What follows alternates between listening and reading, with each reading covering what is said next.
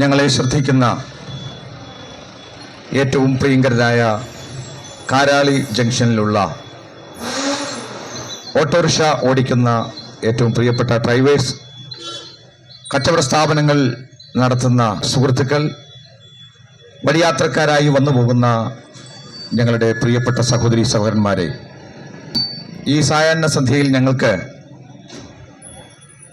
ഈ കാരാളി ജംഗ്ഷനിൽ വന്ന് നിങ്ങളോട് അല്പസമയം വിലപ്പെട്ട ചില ആത്മീയ സത്യങ്ങൾ പറയുവാൻ ഞങ്ങൾ ഒരുമിച്ച് ഇന്നിവിടെ വന്നിരിക്കുന്നു.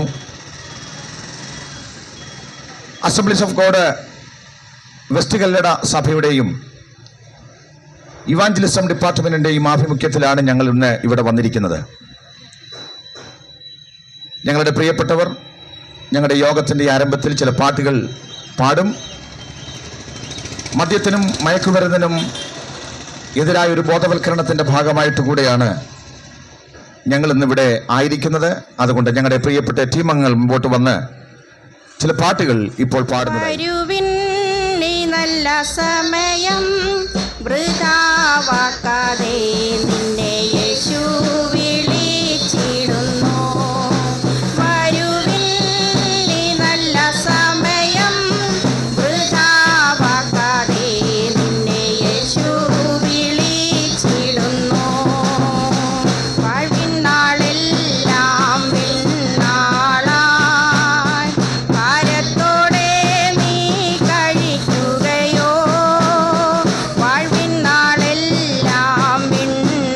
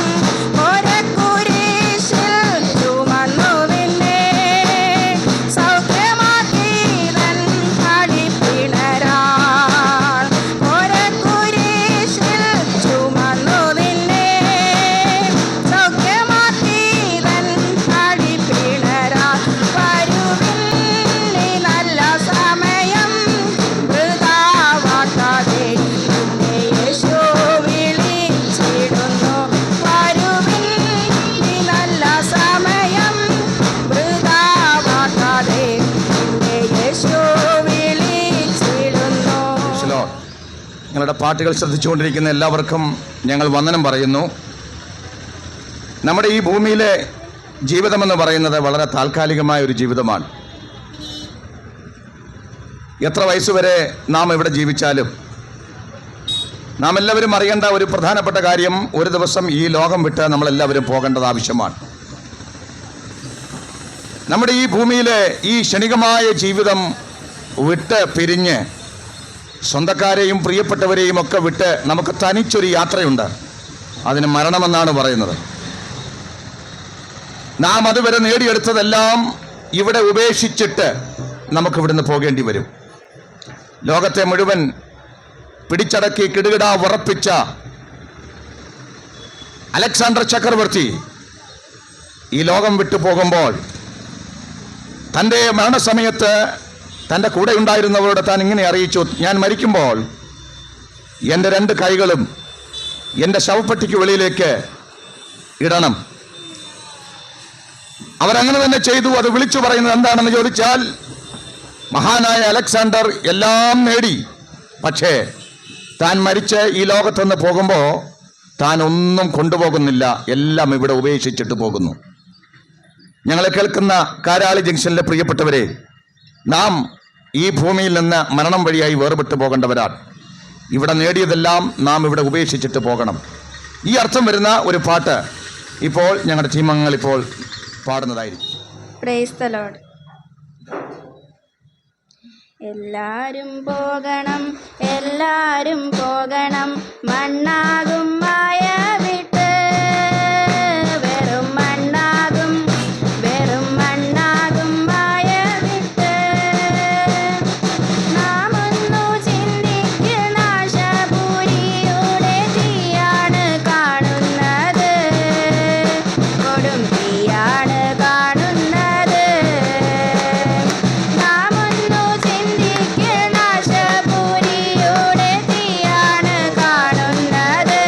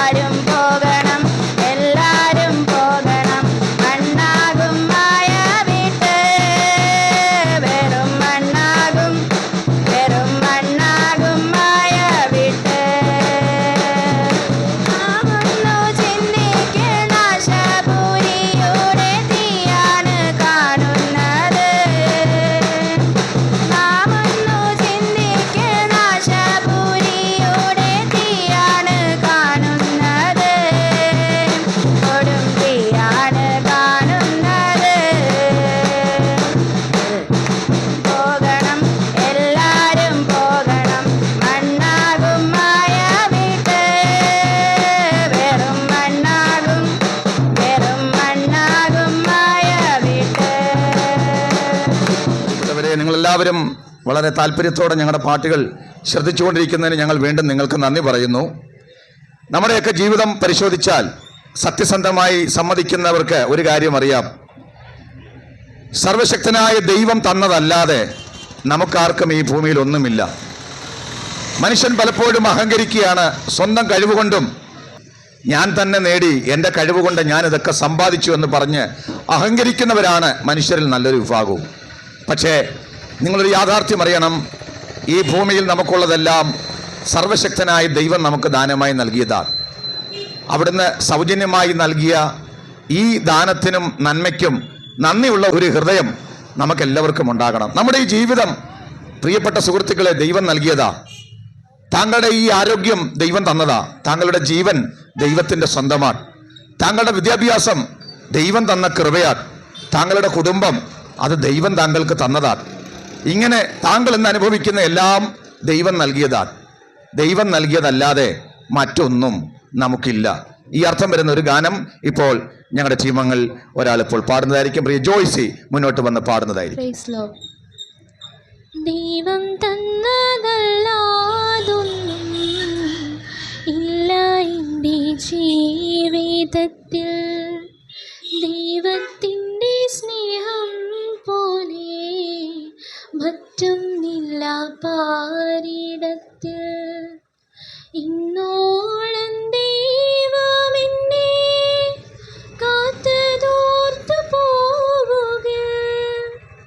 എത്ര കാലം ജീവിച്ചെന്നാലും നന്ദിയേകിത്തീരുമോ? ദൈവം തന്നതല്ലാതൊന്നും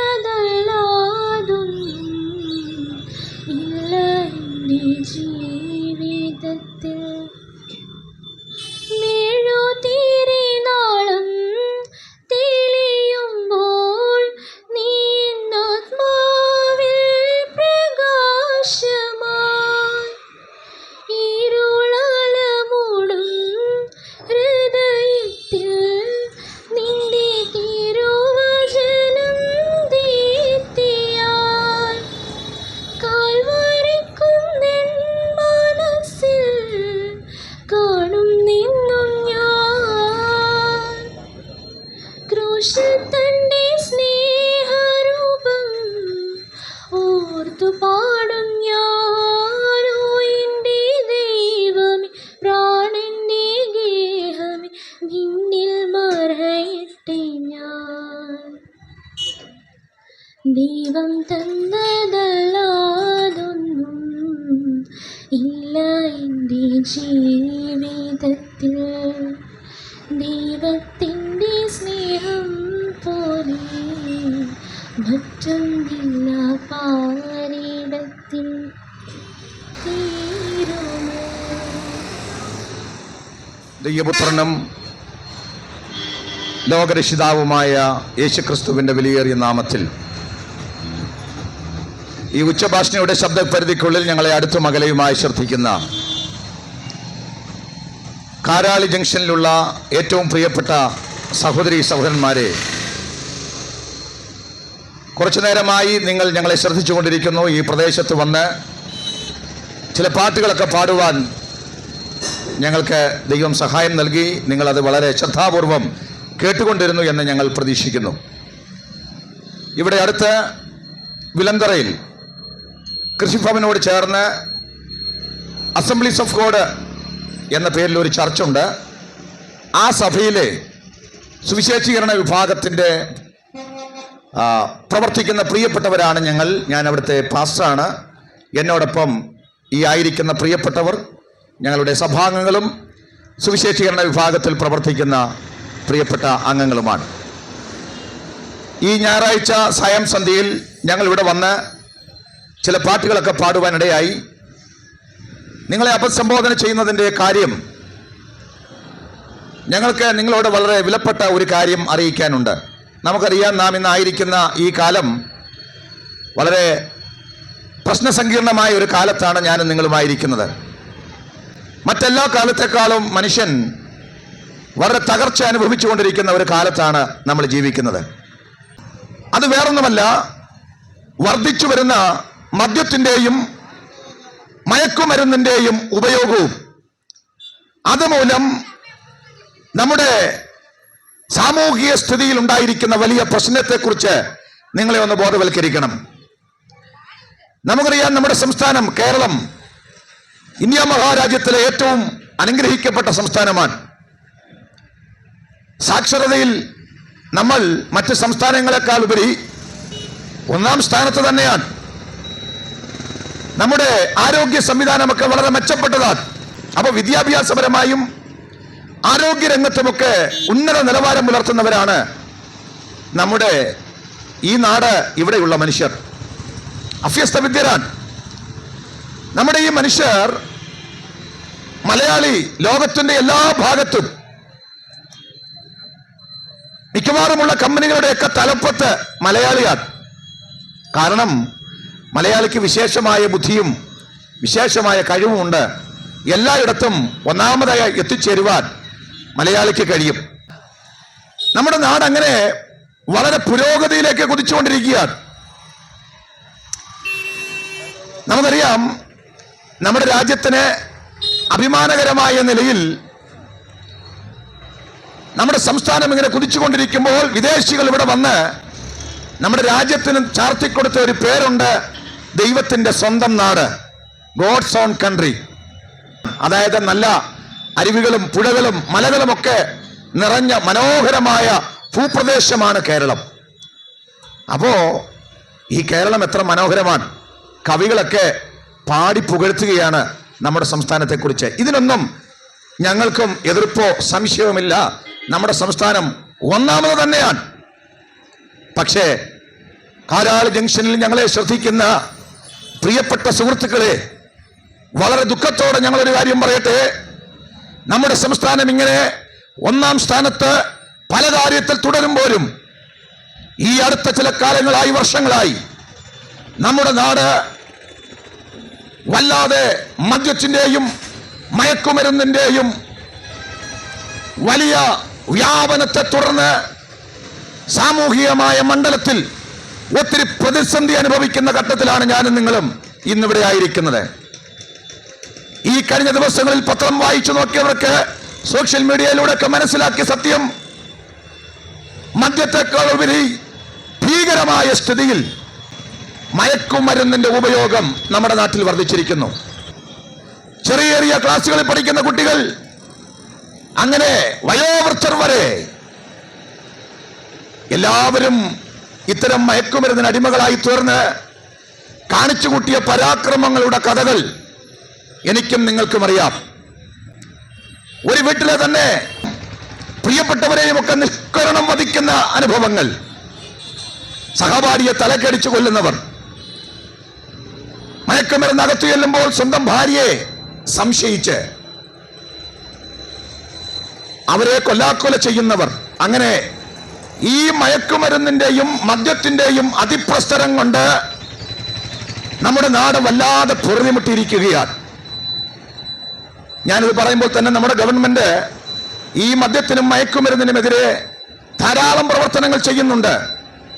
പക്ഷേ ഈ പ്രവർത്തനങ്ങൾ കൊണ്ടൊന്നും കാര്യമായ ഫലം ഉണ്ടാകുന്നില്ല എന്നുള്ളത് തെളിവാണ് വർദ്ധിച്ചു വരുന്ന ഈ അക്രമങ്ങളും ഈ പോരാട്ടങ്ങളും വിളിച്ചു പറയുന്നത്.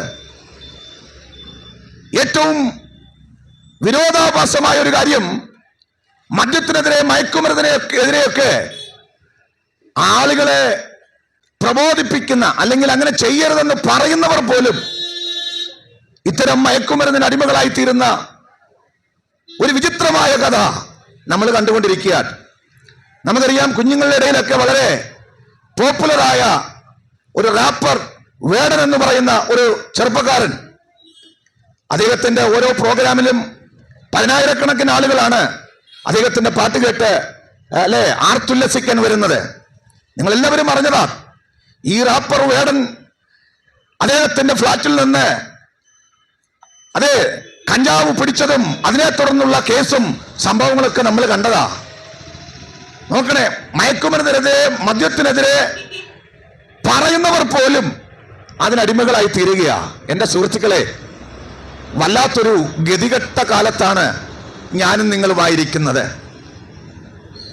കഷ്ടപ്പെട്ട് ജോലി ചെയ്ത് 10,000 സമ്പാദിക്കുന്ന നമ്മുടെ സഹോദരങ്ങൾ അതിൽ ഭൂരിപക്ഷവും മദ്യശാലയിൽ കൊണ്ടുകൊടുക്കുക, വീട്ടിലൊന്നും എത്തുന്നില്ല. എനിക്ക് ഇവിടുത്തെ സർക്കാരിനോട് ബഹുമാനവും സ്നേഹവും ഉണ്ട്. പക്ഷേ നമ്മുടെ ഈ സർക്കാരിന്റെ മദ്യത്തിനെതിരെ, മയക്കുമരുന്നിനെതിരെയുള്ള പ്രതിരോധ പ്രവർത്തനങ്ങൾ അത് 100% വിജയിക്കുന്നുണ്ടോ എന്ന കാര്യത്തിൽ എനിക്ക് സംശയമാണ്. കാരണം മദ്യപിക്കരുത്, മദ്യത്തിനെതിരെ സംസാരിക്കുന്ന അതേ സർക്കാർ തന്നെ നാട്ടിൽ മുഴുവൻ ബാറുകൾ കൂടുതൽ തുറക്കുകയാണ്. ഈ കഴിഞ്ഞ ചില ദിവസങ്ങൾക്ക് മുമ്പ് പത്രമാധ്യമങ്ങളിൽ വന്ന വാർത്ത, മയക്കുമരുന്ന് കേസിൽ പിടിയിലായത് അറിയപ്പെടുന്ന രാഷ്ട്രീയ നേതാക്കളാണ്. എന്താ ഇതൊക്കെ വിളിച്ചു പറയുന്നത്? ഇവിടുത്തെ സിസ്റ്റം ശരിയായിട്ടാണോ പ്രവർത്തിക്കുന്നത്? ഇവർക്കൊക്കെ ഇതിനകത്ത് ആത്മാർത്ഥതയുണ്ടോ?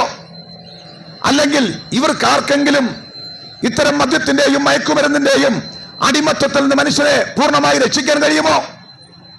ഞങ്ങൾ പറയുന്നു, ഒരു വ്യക്തിക്കും കഴിയില്ല. ഇവിടെ ആളുകൾ ഈ പ്രശ്നമൊക്കെ ചെയ്യുമ്പോൾ തെറ്റ് ചെയ്യുന്നവനെ അവൻ ചെയ്യുന്നതിനനുസരിച്ച് ശിക്ഷ കിട്ടാത്തത് കൊണ്ട് ആളുകൾ പിന്നെയും തെറ്റ് ചെയ്യുന്നതെന്നാണ് പറയുന്നത്. ഒരു ചെറിയ ശതമാനം അതിനകത്ത് ഞാൻ എഗ്രി ചെയ്യുന്നെങ്കിലും 100% അങ്ങനെയല്ല. കാരണം എത്ര ശിക്ഷിച്ചാലും പിന്നെയും മനുഷ്യൻ തെറ്റ് ചെയ്തുകൊണ്ടിരിക്കും, പാപം ചെയ്തുകൊണ്ടിരിക്കും. മദ്യവെച്ചുകൊണ്ടിരിക്കുന്ന ആളെ കുറെ ദിവസം ഏതെങ്കിലും ഡി അഡിക്ഷൻ സെന്ററിൽ കൊണ്ടിട്ടാൽ അവിടെ നിന്ന് ഇറങ്ങി വന്നിട്ട് വീണ്ടും കുറെ നാളുകൾക്ക് ശേഷം അവൻ വീണ്ടും മദ്യത്തിന് ഓടുകയാ. ഞെട്ടിപ്പിക്കുന്ന ഒരു വാർത്ത ചില നാളുകൾക്ക് മുമ്പ് ഞാൻ കേട്ടു. കേരളത്തിലെ ഡി അഡിക്ഷൻ സെന്ററുകളെല്ലാം നിറഞ്ഞിരിക്കുന്നു. ഇനി അവിടെ ആളുകളെ ചികിത്സിക്കുവാൻ സ്ഥലമില്ല. എന്റെ പ്രിയപ്പെട്ടവരെ, നമ്മുടെ നാട് ഇതെങ്ങോട്ടാണ് പോകുന്നത്? ചില വർഷങ്ങൾക്ക് മുമ്പ് സ്വാമി വിവേകാനന്ദൻ എന്ന് പറയുന്ന ഭാരതത്തിന്റെ ഒരു വിലപ്പെട്ട യോഗി ഇങ്ങനെ പറഞ്ഞു, കേരളം ഒരു ഭ്രാന്താലയം. അന്ന് വിവേകാനന്ദൻ അത് പറഞ്ഞത് നമ്മുടെ നാട്ടിൽ നിന്ന് നിലനിന്നിരുന്ന ജാതി വ്യവസ്ഥയെയും ഉച്ചനീചത്വങ്ങളെയും കണ്ടുകൊണ്ടാ. പക്ഷേ ഇന്ന് വിദ്യാഭ്യാസമുള്ള മനുഷ്യൻ, സമ്പത്തുള്ള മനുഷ്യൻ, സംസ്കാരമുണ്ടെന്ന് പറയുന്ന മനുഷ്യൻ മൃഗങ്ങളെക്കാൾ അധപ്പതിച്ച് ജീവിക്കുന്നു. മദ്യവും മയക്കുമരുന്നും അകത്തു ചെന്ന് കൂടപ്പുറപ്പുകളുടെ തലതല്ലി കയറുന്നവർ, സ്വന്തം അപ്പനാരാ അമ്മയാരാന്ന് തിരിച്ചറിയാത്തവർ, അല്ലേ? എത്രയോ വാർത്തകളാ നമ്മൾ കേൾക്കുന്നത്. തിരുവനന്തപുരത്ത് നിന്ന് കേട്ട വേദനിപ്പിക്കുന്ന ഒരു വാർത്ത, കിടപ്പ് രോഗിയായ സ്വന്തം അമ്മയെ മകൻ മയക്കുമരുന്ന് ഉപയോഗിച്ചിട്ട് ബലാത്കാരം ചെയ്ത വാർത്ത. ഇത്തരം നരധാമന്മാർ നമ്മുടെ നാട്ടിൽ ഉണ്ടായിക്കൊണ്ടിരിക്കുകയാ. എന്റെ പ്രിയപ്പെട്ടവരെ, ആർക്ക് ഇതിൽ നിന്ന് മോചനം തരാൻ പറ്റും? എന്താണ് ഇതിന്റെ പരിഹാരം? ഇന്ന് കാരാളി ജംഗ്ഷനിൽ ഞങ്ങളെ കേൾക്കുന്ന പ്രിയപ്പെട്ടവരെ, ഒരു ശിക്ഷ കൊണ്ടും ഒരു ജയിൽ കൊണ്ടും മനുഷ്യനെ പൂർണ്ണമായി മാറ്റാൻ പറ്റുകയില്ല. കാരണം ഈ ആസക്തികളുടെയും ഈ പാപത്തിന്റെയും ഈ അശുദ്ധിയുടെയും പിന്നിൽ വ്യാപരിക്കുന്ന ഒരു ശക്തിയുണ്ട്. അതാണ് പൈശാചിക ശക്തി. വിശുദ്ധ വേദപുസ്തകം പറയുന്നു, ദൈവം മനുഷ്യനെ തന്റെ സ്വരൂപത്തിലും സാദൃശ്യത്തിലും സൃഷ്ടിച്ചു. പക്ഷേ ദൈവസ്വരൂപത്തിൽ സൃഷ്ടിക്കപ്പെട്ട മനുഷ്യൻ ദൈവത്തോട് അനുസരണക്കേട് കാണിച്ച് പാപം ചെയ്തു, തിന്മ ചെയ്തു. ദൈവം കൽപ്പിച്ച കൽപ്പന അനുസരിക്കാതെ ദൈവത്തോട് മറുതലിച്ചു. പ്രിയപ്പെട്ടവരെ, ആ മറുതലിപ്പിന് മനുഷ്യനെ പ്രേരിപ്പിച്ച ഒരു ശക്തിയുണ്ട്. അതാണ് പൈശാചിക ശക്തി എന്ന് പറയുന്നത്. ഇന്ന് കാരാളി ജംഗ്ഷനിൽ വചനം കേൾക്കുന്ന പ്രിയപ്പെട്ടവരെ, മനുഷ്യന്റെ അകത്ത് ഈ തിന്മയുടെ, ഈ അനീതിയുടെ, ആസക്തിയുടെ വിത്തുപാകിക്കൊണ്ട് നിൽക്കുന്ന ഒരു തിന്മയുടെ ശക്തിയുണ്ട്. അതാണ് പൈശാചിക ശക്തി. ഈ പൈശാചിക ശക്തിയും മനുഷ്യന്റെ അകത്തെ തിന്മയും ചേർന്ന് മനുഷ്യന്റെ ജീവിതം എന്ന നരകമാക്കിക്കൊണ്ടിരിക്കുകയാണ്. ആർക്ക് മനുഷ്യനെ രക്ഷിക്കാൻ പറ്റും? ആർക്ക് മനുഷ്യനെ വിടുവിക്കാൻ പറ്റും? ആർക്ക് മനുഷ്യനൊരു പുതിയ ജീവിതം കൊടുക്കാൻ പറ്റും? ഞങ്ങൾ പറയുന്നു, ഇന്ന് ഈ കാരാളി ജംഗ്ഷനിൽ ജീവിതത്തിൽ ആസക്തിയിൽപ്പെട്ട് തകർന്ന് മുന്നോട്ട് പോകാൻ കഴിയാതെ ജീവിതം അവസാനിപ്പിക്കണമെന്ന് ചിന്തിക്കുന്ന ആരെങ്കിലും ഞങ്ങളെ കേൾക്കുന്നുണ്ടെങ്കിൽ, എന്റെ പ്രിയപ്പെട്ട സുഹൃത്തുക്കളെ, ആത്മഹത്യ ഒന്നിനും പരിഹാരമല്ല. നിങ്ങളുടെ ഈ അശുദ്ധ ജീവിതത്തിൽ നിന്ന്, നിങ്ങളുടെ ഈ പാപത്തിൽ നിന്ന് നിങ്ങളുടെ ആസക്തിയിൽ നിന്ന് താങ്കളെ രക്ഷിക്കുവാൻ ഒരു വ്യക്തിക്ക് മാത്രമേ കഴിയൂ. ആ വ്യക്തിയെ കുറിച്ച് പറയാനാണ് ഈ കാരാളി ജംഗ്ഷനിൽ ഈ വൈകിയ സമയം ഞങ്ങൾ വന്നിരിക്കുന്നത്. അത് മറ്റാരുമല്ല, യേശു ക്രിസ്തുവാണ് നിങ്ങളെ രക്ഷിക്കുന്നത്. ആരാണ് യേശു ക്രിസ്തു? ക്രിസ്ത്യാനിയുടെ ദൈവമെന്ന് നെറ്റി ചൊളിച്ചുകൊണ്ട് ആരെങ്കിലും പറയുന്നെങ്കിൽ ഞങ്ങൾ പറയട്ടെ, അല്ലവേ അല്ല. യേശു ക്രിസ്തു ക്രിസ്ത്യാനിയുടെ ദൈവമല്ല. സകല മാനവജാതിയുടെയും പാപപരിഹാരത്തിന് വേണ്ടി, സകല അധർമ്മത്തിൽ നിന്നും സകല തിന്മയിൽ നിന്നും മനുഷ്യരെ സ്വതന്ത്രമാക്കാൻ വേണ്ടി സ്വർഗത്തിൽ നിന്ന് ഇറങ്ങി വന്ന ജീവനുള്ള ദൈവത്തിന്റെ പുത്രനാണ് ക്രിസ്തു. പ്രിയപ്പെട്ടവരെ, ആരാ യേശു ക്രിസ്തു? സാക്ഷാൽ ദൈവം. ആ സാക്ഷാൽ ദൈവമായവൻ ബൈബിൾ പറയുന്നു മനുഷ്യനായി ജഡം ധരിച്ച് ഈ ഭൂമിയിലേക്ക് വന്നു. യേശുക്രിസ്തു ആരാണെന്ന ചോദ്യത്തിന്റെ ഉത്തരം, ദൈവം മനുഷ്യനായി ഭൂമിയിൽ ഇറങ്ങി വന്നതാ. എന്റെ പ്രിയപ്പെട്ടവരെ, കാരാളി ജംഗ്ഷനിൽ പാപം നിമിത്തം തകർന്ന് ഇനി മുന്നോട്ട് പോകാൻ പറ്റാതെ സകല അശുദ്ധിയും പ്രവർത്തിച്ച് മനുഷ്യജാതി എങ്ങനെ രക്ഷപ്പെടുമെന്നറിയാതെ പാപത്തിൽ വിരചിച്ച് പരാജയപ്പെട്ടു നിൽക്കുമ്പോ മനുഷ്യനെ പാപത്തിന്റെ അടിമത്തത്തിൽ നിന്ന് രക്ഷിക്കുവാൻ, പാപത്തിന്റെ ചങ്ങലകളെ പൊട്ടിച്ച് നിങ്ങൾക്കൊരു പുതിയ ജീവിതം തരാൻ വന്നവനാണ് ക്രിസ്തു. Praise the Lord. വിശുദ്ധ ബൈബിൾ ഇങ്ങനെയാണ് പഠിപ്പിക്കുന്നത്, പുത്രൻ നിങ്ങൾക്ക് സ്വാതന്ത്ര്യം നൽകിയാൽ നിങ്ങൾ സാക്ഷാൽ സ്വതന്ത്രരാകും. എന്റെ പ്രിയപ്പെട്ടവരെ, യേശു ക്രിസ്തു സ്വാതന്ത്ര്യം നൽകുന്നവനാണ്. പാപത്തിൽ നിന്നുള്ള സ്വാതന്ത്ര്യം, ആസക്തിയിൽ നിന്നുള്ള സ്വാതന്ത്ര്യം, തിന്മയിൽ നിന്നുള്ള സ്വാതന്ത്ര്യം. ഇന്ന് ഞാൻ ഈ വചനം പറയുമ്പോൾ എന്നെ പോലെ കോടിക്കണക്കിന് മനുഷ്യർ ഈ ഭൂമിയിൽ ഈ സത്യത്തിന് സാക്ഷ്യം പറയാനായിട്ടുണ്ട്. അവർ പറയുന്നൊരു കാര്യമുണ്ട്, ഞങ്ങളുടെ ജീവിതത്തിന് വ്യത്യാസം വരുത്തിയത് യേശു ക്രിസ്തുവാ. കാരാളിമുക്കിൽ വചനം കേൾക്കുന്ന പ്രിയപ്പെട്ടവരെ, പാപത്തിൽ തകർന്ന് അശുദ്ധിയിൽ തകർന്നു പോയ മനുഷ്യനെ രക്ഷിക്കുവാൻ യേശു ക്രിസ്തുവിന് എങ്ങനെ കഴിയും? എങ്ങനെയാണ് യേശു ക്രിസ്തു മനുഷ്യനെ രക്ഷിച്ചത്? ഞാൻ പറഞ്ഞല്ലോ, പാപം ചെയ്ത് ദൈവത്തിൽ നിന്ന് അകന്നുപോയ മനുഷ്യൻ ദൈവത്തെ പ്രസാദിപ്പിക്കുവാൻ സ്വയം കണ്ടുപിടിച്ച മാർഗങ്ങളാണ് ലോകത്തുള്ള മുഴുവൻ മതങ്ങളും. സൽപ്രവർത്തികളിലൂടെ ദൈവത്തിന്റെ അടുക്കൽ ചെല്ലാം, മോക്ഷം പ്രാപിക്കാമെന്ന് സകല മതങ്ങളും പറയുമ്പോ വിശുദ്ധ ബൈബിൾ പറയുന്നു മനുഷ്യന്റെ സൽപ്രവർത്തികളൊക്കെ കറപരണ്ട തുണി പോലെയാണ്. കാരാളി ജംഗ്ഷനിൽ വചനം കേൾക്കുന്ന പ്രിയപ്പെട്ടവരെ, നിങ്ങൾക്ക് മോക്ഷം പ്രാപിക്കണമെങ്കിൽ, നിങ്ങളുടെ പാപ സ്വഭാവത്തിൽ നിന്ന് വിടുതൽ പ്രാപിക്കണമെങ്കിൽ എന്തെങ്കിലും നല്ല പ്രവൃത്തി ചെയ്താൽ നടക്കത്തില്ല. കാരണം മനുഷ്യൻ പാപിയാകിയാൽ പാപിയായ മനുഷ്യൻ ചെയ്യുന്ന എല്ലാ പ്രവൃത്തികളും വൈകല്യമുള്ളതാണ്. ദൈവത്തെ പ്രസാദിപ്പിക്കുവാൻ അത് പര്യാപ്തമല്ല. മനുഷ്യന്റെ നീതിപ്രവർത്തികൾ, നന്മ പ്രവർത്തികൾ കൊണ്ട് ദൈവത്തെ പ്രസാദിപ്പിക്കാൻ കഴിയില്ല. വെറുതെ ചെയ്യാമെന്ന് മാത്രം. നിങ്ങൾ ഒന്നും ചെലവാക്കണ്ട, നിങ്ങൾ ഒരു നന്മ പ്രവൃത്തിയും ചെയ്യണ്ട. രക്ഷയ്ക്കായി എന്ത് ചെയ്യണമെന്ന് ഞങ്ങൾ നിങ്ങളോട് പറയാം. യേശുക്രിസ്തു ഈ ഭൂമിയിലേക്ക് വന്ന് മനുഷ്യജാതിയുടെ പാപത്തിന്റെ പരിഹാരത്തിനായി ചെയ്യേണ്ടതെല്ലാം ചെയ്തു. എന്താ പാപം? ദൈവത്തോടുള്ള അനുസരണക്കേടാണ്. അനുസരണം കെട്ട മനുഷ്യനെ ദൈവം വെച്ചിരിക്കുന്ന ശിക്ഷ നിത്യം മരണമാണ്. പാപത്തിന്റെ ശമ്പളം മരണമാണെന്ന് വിശുദ്ധ വേദപുസ്തകം പറയുമ്പോ പാപം ചെയ്ത എല്ലാ മനുഷ്യരും മരണത്തിലൂടെ നിത്യം നരകത്തിലേക്ക് പോകുമ്പോ പാപിയായ മനുഷ്യനെ, നരകത്തിലേക്ക് പോയിക്കൊണ്ടിരിക്കുന്ന മനുഷ്യനെ നരകത്തിന്റെ ശിക്ഷയിൽ നിന്ന് രക്ഷിച്ച് സ്വർഗരാജ്യത്തിൽ എത്തിക്കുവാൻ ദൈവപുത്രനായ യേശു വന്നു. യേശു എന്താ ചെയ്തത്? വിശുദ്ധ ബൈബിൾ പറയുന്നു മനുഷ്യന്റെ പാപത്തിന്റെ ശിക്ഷയായ മരണം യേശു നമുക്ക് വേണ്ടി വഹിച്ചു. പാപത്തിന്റെ ശിക്ഷയായ മരണം യേശു വഹിച്ചു. ബൈബിൾ പറയുന്നത് 33.5 വർഷം ഈ ഭൂമിയിൽ നസറേയനായ യേശു ജീവിച്ചു. അവിടുത്തെ ജീവിതം വലിയൊരു അത്ഭുതമാണ്. അവിടുത്തെ ജനനം അത്ഭുതമാണ്. അവിടുത്തെ പോലെ ആരും ജീവിച്ചിട്ടില്ല. അവിടുന്ന് സംസാരിച്ചതുപോലെ ആരും സംസാരിച്ചിട്ടില്ല. എല്ലാ മനുഷ്യരും അവിടുത്തെ ശബ്ദം കേൾക്കണം കേട്ടോ. അവിടുന്ന് സംസാരിച്ചതുപോലെ ആരും സംസാരിച്ചിട്ടില്ല. ശത്രുവിനെ നിഗ്രഹിക്കുവാൻ ആളുകൾ പറയുമ്പോ ഇതാ യേശുക്രിസ്തു പറഞ്ഞു, നിന്റെ ശത്രുവിനെ സ്നേഹിക്കണം. അവിടുത്തെ ഉപദേശം പോലെ ആരും ഉപദേശിച്ചിട്ടില്ല. ഞാൻ ലോകത്തിന്റെ വെളിച്ചമാണ്, എന്നിൽ നടക്കുന്നവൻ ഇരുളിൽ നടക്കാതെ ജീവന്റെ വെളിച്ചമുണ്ടാകാം. ഞാൻ വഴിയും സത്യവും ജീവനുമാകുന്നു. ഞാൻ മുഖാന്തരമല്ലാതെ ആരും പിതാവിന്റെ അടുക്കൽ എത്തുന്നില്ല. യേശുവിന്റെ വാക്കുപോലെ ആരും സംസാരിച്ചിട്ടില്ല. നമ്മുടെ രാഷ്ട്രപിതാവായ മഹാത്മാഗാന്ധിക്ക് യേശുവിന്റെ ഉപദേശം ഇഷ്ടമായിരുന്നു. യേശുവിന്റെ പർവ്വത പ്രസംഗത്തെക്കുറിച്ച് മഹാത്മാഗാന്ധി ഇങ്ങനെയാണ് പറഞ്ഞത്: ഈ ലോകത്തെ ഭരിക്കുവാൻ, നീതിയോടെ ഭരിക്കാൻ ഗീത എന്റെ കയ്യിലില്ലെങ്കിലും എൻ്റെ കയ്യിൽ യേശുക്രിസ്തുവിന്റെ പർവ്വത പ്രസംഗമുണ്ടല്ലോ എന്നാണ് ഗാന്ധിജി പറഞ്ഞത്. എന്നെ കേൾക്കുന്ന പ്രിയപ്പെട്ടവരെ, യേശു വെറുതെ പ്രസംഗിക്കുക മാത്രമല്ല ചെയ്തത്. എന്താണ് താൻ പ്രസംഗിച്ചത് അത് തന്റെ ജീവിതത്തിൽ താൻ നിറവേറ്റുവാനിടയായി. യേശു എന്തിനാണ് ഈ ലോകത്തിലേക്ക് വന്നത്? അവിടുന്ന് വന്നത് നമുക്ക് വേണ്ടി മരിക്കാൻ വേണ്ടിയാണ്. ഈ ലോകത്തിലെ മുഴുവൻ മനുഷ്യന്റെയും പാപത്തിന്റെ പരിഹാരത്തിന് വേണ്ടി മരിക്കുവാൻ വേണ്ടിയാണ് യേശു വന്നത്. മരിക്കാൻ വേണ്ടി വന്നവൻ ഇന്നേക്ക് 2024 വർഷങ്ങൾക്ക് മുമ്പ് നസ്രയനായ യേശു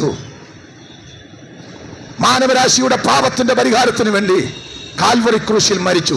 യേശുക്രിസ്തുവിന്റെ ക്രൂശീകരണം, അവിടുന്ന് ക്രൂശിൽ മരിച്ചു. അവിടുത്തെ മരണം മനുഷ്യന്റെ പാപത്തിന്റെ പരിഹാരത്തിന് വേണ്ടിയാണ്.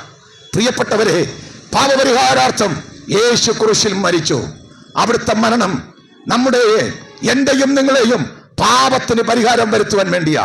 വിശുദ്ധ തിരുവെഴുത്ത് ഇങ്ങനെ പറയുന്നു, യേശുക്രിസ്തുവിന്റെ പുണ്യാഹ രക്തം നമ്മുടെ സകല പാപത്തെയും പോക്കി നമ്മെ ശുദ്ധീകരിക്കുന്നു. വചനം കേൾക്കുന്ന കാരാളിമുക്കിലെ പ്രിയപ്പെട്ടവരെ, നിങ്ങളുടെ പാപങ്ങൾ, നിങ്ങളുടെ അശുദ്ധി, നിങ്ങളുടെ ജീവിതത്തിലെ പരാജയങ്ങൾ അത് ആർക്കും ക്ഷമിക്കാൻ പറ്റത്തില്ലായിരിക്കാം, ആർക്കും നിങ്ങളോട് ക്ഷമിക്കാൻ പറ്റുകയില്ലായിരിക്കാം. പക്ഷേ ബൈബിൾ പറയുന്നു, യേശുവിന് നിങ്ങളോട് ക്ഷമിക്കാൻ കഴിയും. യേശുവിന്റെ രക്തത്തിന് നിങ്ങളുടെ പാപങ്ങളെ പരിഹരിക്കുവാനുള്ള ശക്തിയുണ്ട്. യേശുക്രിസ്തുവിന്റെ രക്തത്തിലുള്ള പാപപരിഹാരം അനുഭവിച്ചവരാണ് ഞങ്ങൾ. ഈ ലോകത്തിലുള്ള കോടിക്കണക്കിന് മനുഷ്യർ അവരുടെ പാപത്തിന്റെ പരിഹാരത്തിന് വേണ്ടി യേശുക്രിസ്തുവിൽ ആശ്രയിച്ചു. അവിടുത്തെ മരണം എന്റേതാണ് എന്നവർ ഏറ്റുപറഞ്ഞു. യേശുവിന്റെ രക്തം അവരുടെ പാപത്തെ പരിഹരിച്ചു. ഇന്ന് വചനം കേൾക്കുന്ന പ്രിയപ്പെട്ടവരെ, യേശു മരിച്ചു എന്ന് മാത്രമല്ല, മരിച്ച കർത്താവിനെ ഒരു കല്ലറയിൽ അടക്കി. ഇന്നെന്റെ വചനം കേൾക്കുന്ന പ്രിയപ്പെട്ടവരെ, കല്ലറയിൽ അടക്കപ്പെട്ട യേശു മരണത്തെ ജയിച്ചുകൊണ്ട് 3-ാം ദിവസം മരണത്തെയും പാതാളത്തെയും വെല്ലുവിളിച്ചുകൊണ്ട് ഉയർത്തെഴുന്നേൽക്കുവാനിടയായി. ഇന്ന് വചനം കേൾക്കുന്ന പ്രിയപ്പെട്ടവരെ, ഞങ്ങൾ എന്തിനായി കാരാളിമുക്കിൽ വന്ന് ധൈര്യത്തോടെ പ്രസംഗിക്കുന്നതെന്നറിയാമോ? നമുക്കെല്ലാവർക്കും ഒരു മരണമുണ്ട്. ഞങ്ങൾ നേരത്തെ പാട്ടുപാടി ഈ ലോകം വിട്ട് നമ്മൾ പോകണം. പക്ഷേ ഈ ലോകം വിട്ടു പോകുമ്പോ മരണത്തിനപ്പുറം ഒരു ജീവിതമുണ്ട് പ്രിയപ്പെട്ടവരെ. മരണത്തിനപ്പുറം ഒരു ജീവിതം. 2 തരത്തിലുള്ള ജീവിതമാണ് മരണത്തിനപ്പുറമുള്ളത്. ഒന്ന്, യേശുക്രിസ്തുവിലൂടെ പാപമോചനം പ്രാപിച്ച ദൈവമക്കൾക്ക് നിത്യജീവൻ, നിത്യസ്വർഗം എന്ന ജീവിതം. എന്നാൽ പാപത്തിന് പരിഹാരം വരുത്താതെ ഈ ലോകത്ത് പാപത്തിൽ ജീവിച്ച് അവൻ മരിക്കുന്നവർക്ക് നിത്യ നരകമെന്ന ഒരു ശിക്ഷയുണ്ട്. എന്റെ പ്രിയപ്പെട്ടവരെ, ആ നിത്യ നരകത്തിൽ നിന്ന് നിത്യ സ്വർഗത്തിലേക്ക് എന്നെയും നിങ്ങളെ കൊണ്ടുപോകാൻ വേണ്ടിയാണ് യേശുക്രിസ്തു ക്രൂശിൽ മരിച്ചത്. അവിടുന്ന് ദൈവപുത്രനാണെന്നും ഈ ഭൂമിയിലേക്ക് വന്നത് മനുഷ്യന്റെ പാപത്തിന് വേണ്ടി മരിക്കാനാണെന്നും ഉറപ്പാക്കാൻ, തീർച്ചപ്പെടുത്തുവാൻ വേണ്ടി യേശുക്രിസ്തു മരണത്തെ ജയിച്ചുകൊണ്ട് 3-ാം ദിവസം ഉയർത്തെഴുന്നേറ്റു. ഇന്ന് വചനം കേൾക്കുന്ന കാരാളി ജംഗ്ഷനിലെ പ്രിയപ്പെട്ടവരെ, യേശുക്രിസ്തു ഇങ്ങനെ പറഞ്ഞു, എന്നിൽ വിശ്വസിക്കുന്നവൻ മരിച്ചാലും ജീവിക്കും. ഇന്ന് ഞങ്ങൾ ഇവിടെ പ്രസംഗിക്കുന്നത് ഈ ഭൂമിയിലെ ഒരു താൽക്കാലിക ജീവിതത്തെ കുറിച്ചല്ല. യേശുക്രിസ്തുവിലൂടെ മരണത്തിനപ്പുറമുള്ള ഒരു നിത്യ ജീവിതമുണ്ട്. ആ ജീവിതത്തിന് കാരാളിമുക്കിലുള്ള പ്രിയപ്പെട്ടവരെ ഞങ്ങൾ ക്ഷണിക്കുക. പറഞ്ഞവസാനിപ്പിക്കട്ടെ, മനുഷ്യന് രൂപാന്തരം വരുത്താൻ ആർക്ക് പറ്റും? യേശുക്രിസ്തുവിന് മാത്രമേ പറ്റൂ. യേശുക്രിസ്തുവിലൂടെ പാപമോചനം നേടുമ്പോൾ വ്യക്തിക്കുണ്ടാകുന്ന രൂപാന്തരമാണ്. ബൈബിൾ അതിനെ ഇങ്ങനെയാ പറയുന്നത്, ഒരുവൻ ക്രിസ്തുവിലായാൽ അവൻ പുതിയ സൃഷ്ടിയാകുന്നു എന്ന് പറഞ്ഞാൽ, ഞാനൊരു പാപിയാണ്, എന്റെ പാപത്തിന് പരിഹാരമായി എന്റെ ഒരു പ്രവൃത്തികളും പരിഹാരമല്ല, യേശുക്രിസ്തുവിന്റെ കാൽവറിയിലെ മരണമാണ് എന്റെ പാപത്തിന്റെ പരിഹാരമെന്ന് വിശ്വസിച്ച് യേശുവിനെ രക്ഷിതാവും കർത്താവുമായി സ്വീകരിക്കുമ്പോൾ ആ വ്യക്തിയുടെ ഹൃദയത്തിലേക്ക് യേശുക്രിസ്തു വരും. അതിന് പറയുന്ന പേരാ പുതുജനനം എന്ന് പറയുന്നത്. ആ വ്യക്തി മാറുകയാ.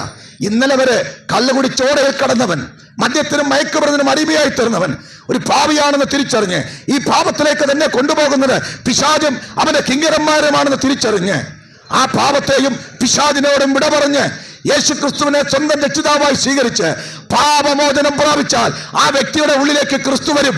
ബൈബിൾ പറയുന്നത്, അവനെ കൈക്കൊണ്ട് അവന്റെ നാമത്തിൽ വിശ്വസിക്കുന്ന ഏവർക്കും ദൈവമക്കളായി തീരുവാൻ അവൻ അവകാശം കൊടുത്തു. പ്രിയപ്പെട്ടവരെ, ഇത് ദൈവമക്കളായി തീരുന്ന കാര്യമാ. ഇത് മതപരിവർത്തനമല്ല, മനസ്സിനുണ്ടാകുന്ന പരിവർത്തനമാ.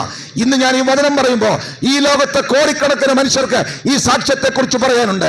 ജീവിതം തകർന്നവര്, ആരും രക്ഷപ്പെടുത്താനില്ലാത്തവര്, അവർ യേശുക്രിസ്തുവിന്റെ അടുക്കലേക്ക് വന്നു, പാപമോചനം പ്രാപിച്ചു, യേശുവിനെ രക്ഷിതാവും കർത്താവുമായി സ്വീകരിച്ച് ഏറ്റുപറഞ്ഞതോടുകൂടി യേശു അവരുടെ ഉള്ളിൽ വന്നു. അവരുടെ മദ്യപാനം മാറി, അവരുടെ ആസക്തികൾ മാറി, അവരുടെ അശുദ്ധ ജീവിതം മാറി, അവർ പ്രത്യാശയുള്ളവരായി ജീവിക്കുന്നു. ഞാനും അങ്ങനെ രൂപാന്തരപ്പെട്ട ഒരു മനുഷ്യനാ. ഞാൻ എൻ്റെ വാക്കുകൾ അവസാനിപ്പിക്കുന്നു. കാരാളിമുക്കുള്ള പ്രിയപ്പെട്ടവരോട് ഒരു വാക്കൂടെ പറയാം. മരണത്തെ ജയിച്ച് ഉയർത്തെഴുന്നേറ്റ യേശു ക്രിസ്തു സ്വർഗത്തിലേക്ക് പോകാൻ നേരം ഇങ്ങനെ പറഞ്ഞു, ലോകത്തുള്ള എല്ലാ സൃഷ്ടികളോടും പോയി ഈ സത്യസുവിശേഷം പറയണം. എന്താ സുവിശേഷം? സകല മനുഷ്യരും പാപികളാണ്. പാപത്തിന് മനുഷ്യന്റെ പ്രയത്നങ്ങൾ കൊണ്ട് പരിഹാരം വരുത്താൻ പറ്റുകയില്ല. പാപപരിഹാരത്തിനായി ദൈവപുത്രനായ യേശു ക്രിസ്തു പാപപരിഹാരത്തിനായി ക്രൂശിൽ മരിച്ചു, അടക്കപ്പെട്ടു, ഉയർത്തെഴുന്നേറ്റു. ഇത് വിശ്വസിക്കുന്നവരുടെ ഉള്ളിലേക്ക് ക്രിസ്തു വരും, അവർ രക്ഷിക്കപ്പെടും, അവർ ദൈവമക്കളായി തീരും. എൻ്റെ പ്രിയപ്പെട്ടവരെ, യേശു പറഞ്ഞു, ഞാനിപ്പോൾ സ്വർഗത്തിലേക്ക് പോകുകയാണ്. യേശു പോയതുപോലെ ഞാൻ വീണ്ടും വരുമെന്ന് വാഗ്ദത്തം ചെയ്തിട്ടുണ്ട്. യേശു സ്വർഗത്തിലേക്ക് പോകുമ്പോൾ അന്ന് അവിടെ പ്രത്യക്ഷപ്പെട്ട ദൂതന്മാർ ഇങ്ങനെ പറഞ്ഞു, ഗലീല പുരുഷന്മാരെ, നിങ്ങൾ ആകാശത്തിലേക്ക് നോക്കി നിൽക്കുന്നുണ്ട്. നിങ്ങളെ വിട്ട് സ്വർഗാരോഹണം ചെയ്ത യേശു അവൻ പോയതുപോലെ മടങ്ങി വരും. യേശു ക്രിസ്തു മടങ്ങി വരാറായി. എന്തിനാ യേശു വരുന്നത്? രക്ഷിക്കപ്പെട്ട് ദൈവമക്കളായി തീർന്ന് തന്നെ കാത്തിരിക്കുന്നവരെ തൻ്റെ അടുക്കിലേക്ക് ചേർക്കാൻ. കാരാളി ജംഗ്ഷനിൽ പോയുള്ള പ്രിയപ്പെട്ടവരോട് ഞങ്ങൾ പറയുന്നു, ഞങ്ങൾ യേശു ക്രിസ്തുവിന്റെ വരവ് പ്രതീക്ഷിച്ച് കാത്തിരിക്കുകയാ. ഇന്ന് ഞാൻ ഈ പ്രസംഗം പറഞ്ഞ് അവസാനിപ്പിക്കുന്നതിന് മുമ്പ് യേശു വരികയാണെങ്കിൽ ഞങ്ങൾ ആ നിമിഷം അവിടത്തോടുകൂടെ നിത്യസ്വർഗത്തിലേക്ക് പോകും. എൻ്റെ പ്രിയപ്പെട്ടവരെ, ഞങ്ങൾക്ക് ഈ ലോകത്ത് നിലനിൽക്കുന്ന നഗരമില്ല. ഇവിടെ ഞങ്ങൾക്കൊന്നും സ്വന്തമായില്ല. ഞങ്ങളുടെ പൗരത്വമോ അത് സ്വർഗത്തിലാണ്. ഞങ്ങൾ വിശ്വസിക്കുന്നു മരണത്തിനപ്പുറം ഒരു ജീവിതത്തിൽ ഞങ്ങൾ വിശ്വസിക്കുന്നു. മരണത്തിനപ്പുറം ഒരു നിത്യജീവിതത്തിൽ ഞങ്ങൾ വിശ്വസിക്കുന്നു. യേശു ആ ജീവിതത്തിലേക്ക് കൂട്ടിക്കൊണ്ടുപോകാൻ മടങ്ങി വരാൻ സമയമായി. യേശു മടങ്ങി വരുന്നതിന് മുമ്പ് യേശു അടയാളമായി പറഞ്ഞതിൽ പ്രധാനപ്പെട്ട ഒരു അടയാളം, നിങ്ങൾ യുദ്ധങ്ങളെയും യുദ്ധശ്രുതികളെയും കുറിച്ച് കേൾക്കും. ഈ വചനം കേൾക്കുമ്പോൾ നമ്മുടെ നാടും ഒരു യുദ്ധത്തിന്റെ അവസ്ഥയില്ല. നാട്ടിൽ മാത്രമല്ല, ലോകം മുഴുവൻ രാജ്യങ്ങൾ തമ്മിൽ യുദ്ധം ചെയ്തുകൊണ്ടിരിക്കുകയാണ്, പോരാടിക്കൊണ്ടിരിക്കുക. എന്താ ഇത്? വിളിച്ചു പറയുന്നൊരു സത്യമുണ്ട്, യേശു വരാറായി. ഇന്ന് വചനം കേൾക്കുന്ന പ്രിയപ്പെട്ടവരെ, യേശു ക്രിസ്തുവിന്റെ വരവ് ഏറ്റവും അടുത്തിരിക്കുന്ന ഈ സമയം കാരാളി ജംഗ്ഷനിൽ ഇന്നെന്നെ കേൾക്കുന്ന പ്രിയപ്പെട്ടവരോട് പറയട്ടെ, നിങ്ങളുടെ ജീവിതത്തിലൊരു മാറ്റം വേണ്ടേ? നിങ്ങളുടെ മദ്യപാന സ്വഭാവത്തിലൊരു മാറ്റം വേണ്ടേ? നിങ്ങളുടെ ജീവിതത്തിലെ പരാജയത്തിലൊരു മാറ്റം വേണ്ടേ? യേശു ക്രിസ്തുവിന് നിങ്ങളെ സ്വതന്ത്രമാക്കാൻ കഴിയും. നിങ്ങളുടെ ജീവിതത്തെ പുതുക്കാൻ കഴിയും. ഒരു നല്ല മനുഷ്യനാക്കി തീർക്കാൻ യേശുവിന് കഴിയും. നിങ്ങൾക്കൊരു നിത്യതയുടെ പ്രത്യാശ തരുവാൻ യേശുവിന് കഴിയും. ഒറ്റ കാര്യം മതി, 1 രൂപയുടെ ചെലവില്ല, ഒരു നേർച്ച ചെയ്യണ്ട, ഒരു വഴിപാട് ചെയ്യണ്ട. നിങ്ങൾ വിശ്വസിക്കാൻ മാത്രം ചെയ്യുക. എന്ത് വിശ്വസിക്കണം? ഞാനൊരു പാപിയാണ്. യേശു ക്രിസ്തു എന്റെ പാപത്തിന്റെ പരിഹാരത്തിന് വേണ്ടി ഈ ഭൂമിയിലേക്ക് ഇറങ്ങി വന്നു. അവിടുന്ന് എന്റെ പാപത്തിന്റെ പരിഹാരത്തിന് വേണ്ടി മരിച്ചു, അടക്കപ്പെട്ടു, ഉയർത്തെഴുന്നേറ്റു. ഞാൻ യേശു ക്രിസ്തുവിൽ വിശ്വസിക്കുന്നു. എൻ്റെ ഹൃദയത്തിലേക്കൊന്ന് വരണമേ, എനിക്കൊരു രൂപാന്തരം തരണമേ, എന്നെ അങ്ങയുടെ മകനാക്കി എന്നെ മകളാക്കി ഒന്ന് മാറ്റണമേ എന്ന് പറഞ്ഞാൽ നിങ്ങളുടെ ഹൃദയത്തിലേക്ക് യേശു വരും. നിങ്ങളെ കർത്താവ് രൂപാന്തരപ്പെടുത്തും. ഈ രക്ഷ പ്രാപിക്കുവാൻ ദൈവം നിങ്ങളെ സഹായിക്കട്ടെ എന്ന് പറഞ്ഞുകൊണ്ട് ഞാൻ എൻ്റെ വാക്കുകളെ ചുരുക്കുന്നു. ഒരു വാക്ക് ഞാൻ പ്രാർത്ഥിക്കാം. ഞങ്ങൾ സ്നേഹിക്കുന്ന പരിശുദ്ധ ദൈവമേ, സ്വർഗീയ പിതാവേ, ഈ കാരാളി ജംഗ്ഷനിൽ വന്ന് ജീവനുള്ള കർത്താവിനെ കുറിച്ച്, അവിടുത്തെ സത്യവചനത്തെ കുറിച്ച് പറയാനിടയായി.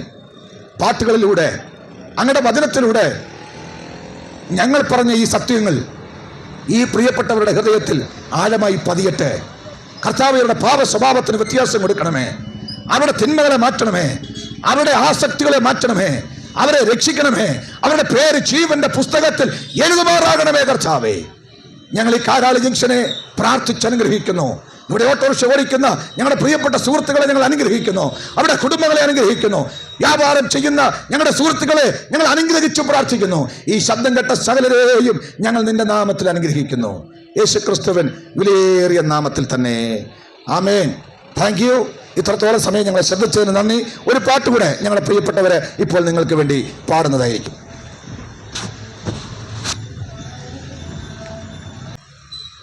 എപ്പോഴാണെൻ്റെ സോദരാ മൃത്യു വരുന്നതോർക്കായിലെന്തു കഷ്ടമേ. എപ്പോഴാണെൻ്റെ സോദരാ മൃത്യു വരുന്നതോർക്കായിലെന്തു കഷ്ടമേ. ദൂരമേയല്ല മരണം എന്നാർക്കറിയാം, ദേശം ഇല്ല